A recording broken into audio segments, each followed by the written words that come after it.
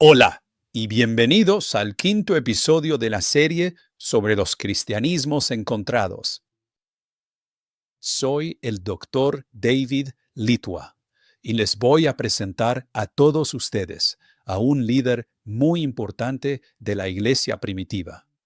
Tal vez es la primera vez que escuchan de él. Se trata de Menandro de Antioquía. Antioquía fue una ciudad muy importante para el cristianismo antiguo, la tercera ciudad más grande en todo el Imperio Romano. Contaba con una enorme comunidad judía y fue uno de los primeros puntos de llegada para el desarrollo del cristianismo. Menandro parece haber prosperado. Por ahí del año 80 de nuestra era. Esta es una estimación aproximada de cuándo vivió. Casualmente, tiene el mismo nombre que otro personaje famoso. El comediógrafo griego, Menandro. Este no es un nombre típicamente judío. De hecho, Menandro nació en Samaria, en un pueblo llamado Caparatea. Su origen samaritano es de lo más interesante, puesto que esta es la misma región de la que proviene otro personaje importante, Simón de Samaria. Por alguna razón, muchos de sus oponentes cristianos posteriores quieren asociar a Menandro con Simón de Samaria a través de una relación de maestro-discípulo. De haber sido cierto todo esto, resultaría muy interesante. Porque, aunque carecemos de evidencia sólida, sí podemos ver una teología muy similar. Por tanto, no podemos ni debemos descartar la posibilidad de que la teología de Simón, que era una teología cristiana, haya influenciado a Menandro. Menandro llega a Antioquía alrededor del año 80. Puesto que Antioquía era una gran ciudad, uno pensaría que él se pondría en contacto con su gran comunidad judía. Pero resulta que en este contexto posterior a la guerra judía, los judíos de Antioquía experimentaban grandes dificultades y conflictos. De hecho, después de la guerra judía ocurrida por ahí de los años 70, 71, la población de Antioquía simplemente le pidió al general Tito, hijo del emperador Vespasiano, que expulsara o exiliara a toda la población judía de Antioquía, porque se le consideraba marcadamente nacionalista y potencialmente incendiaria. En todo caso, dicha acusación puede que sea o no sea cierta, pero Tito se rehusó a cumplir esta petición, porque obviamente la expulsión de miles de judíos ocasionaría una enorme crisis de refugiados. Además de que los judíos no tenían a dónde ir, puesto que Tito recién había destruido el reino de Judea y redujo el templo a cenizas.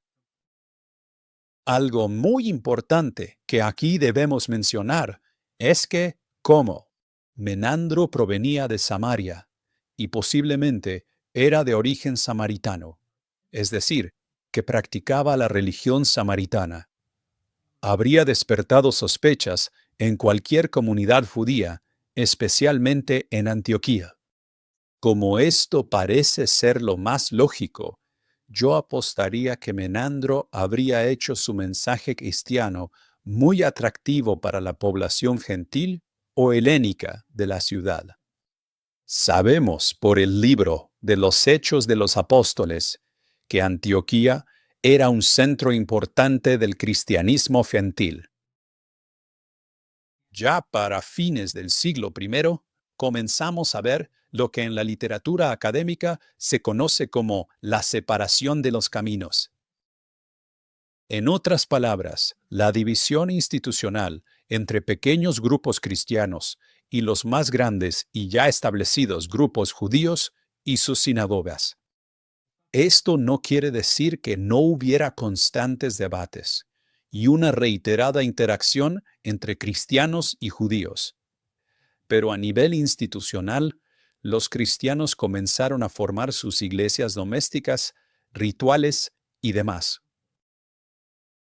Pero Menandro es mejor conocido por un supuesto rito de bautismo, que prometía la inmortalidad.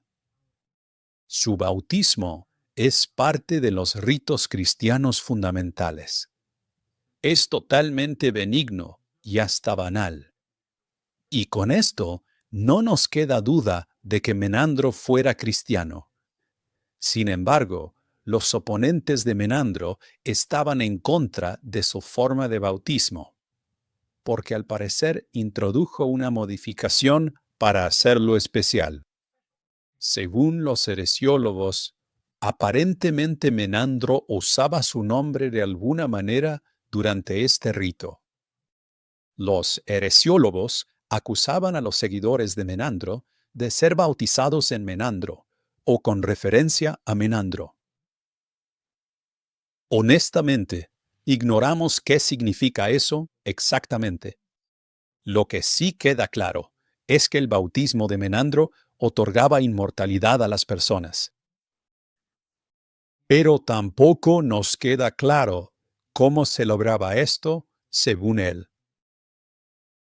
Debemos ser muy escépticos cuando los heresiólogos afirman que a lo que él inevitablemente se refería es que ocurría una asombrosa transformación física más allá de lo humano, en la que los seres humanos mortales se volvían físicamente inmortales, incapaces de perecer. Muy seguramente, ese no era el caso, como en muchos ritos cristianos.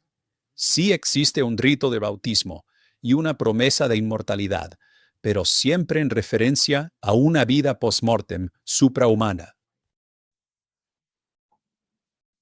De hecho, según una tradición que nos llegó específicamente a través de Tertuliano, Menandro de Antioquía también se veía a sí mismo como un embajador de un ser al que, según los heresiólogos, él llamaba el poder supremo y secreto. Aquí podemos ver que podemos decir con seguridad, que se ve algo similar, algo análogo a la formación de una identidad apostólica. Incluso, Tertuliano sugiere que Menandro envió, por así decirlo, a otros apóstoles. En esta época, la palabra apóstol todavía no se había convertido en este término técnico que designaba a los 12 que acompañaban a Jesús. Eso vendría mucho tiempo después.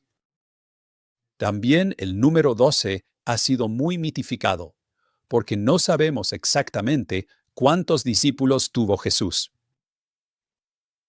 El punto aquí es que Menandro también se veía a sí mismo como apóstol del poder supremo y secreto. Muy curiosamente, este poder supremo y secreto no era el Dios de los judíos.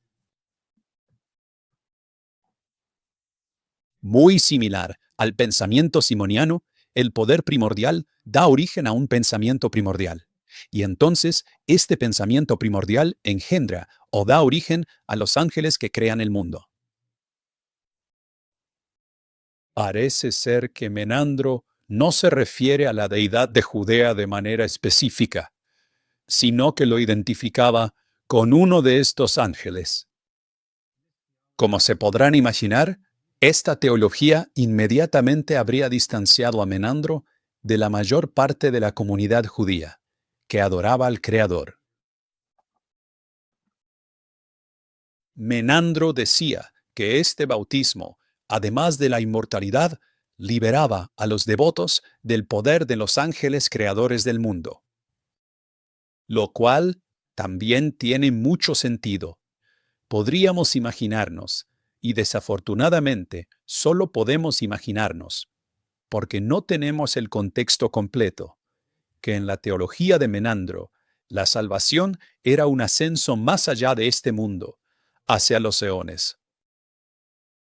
Estos ángeles creadores del mundo son los dioses de este mundo, quienes aparentemente tienen el poder, y por tanto, tal como los tiranos políticos y autócratas de hoy. Son unos mentirosos peligrosos, y quienes entorpecen la salvación de la gente que conoce la verdad. Comúnmente, el pensamiento de Menandro se considera como representante del pensamiento cristiano gnóstico incipiente. Y creo que, dependiendo de cómo defina uno el término gnóstico, bien podría ser cierto. Parece que tanto él como su pensamiento tuvieron influencia en un personaje llamado Saturnino, también oriundo de Antioquía, y de quien hablaremos en un próximo episodio. Dado que Menandro era de Samaria, no puede descartarse que haya recibido la influencia de Simón de Samaria. Eso nos da una idea de la continuidad de este pensamiento cristiano alternativo. Y en este pensamiento cristiano, la deidad de Judea nunca fue considerada la deidad verdadera.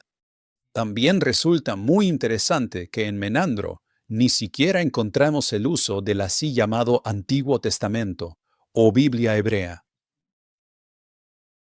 Posiblemente eso se deba a la naturaleza de los reportes que tenemos, porque son muy breves, pero sí resulta muy revelador que haya casi una absoluta ausencia en el uso de la Biblia hebrea o el Antiguo Testamento.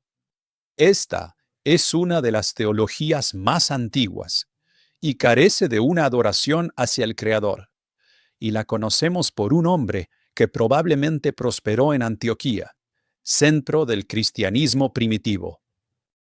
Incluso anterior a algunas de las figuras más conocidas, como Ignacio, quien es comúnmente considerado un precursor del llamado cristianismo ortodoxo. Menandro vive en una época anterior a la suya, y por eso es una pieza clave en el rompecabezas del pensamiento e historia del cristianismo primitivo, y vale la pena conocerlo mejor. Y espero sinceramente que en este breve y conciso episodio los haya convencido plenamente de que este tema merece un estudio mucho más profundo y detallado, y por ello animo encarecidamente a todos a explorarlo, a que aprendan más sobre Menandro.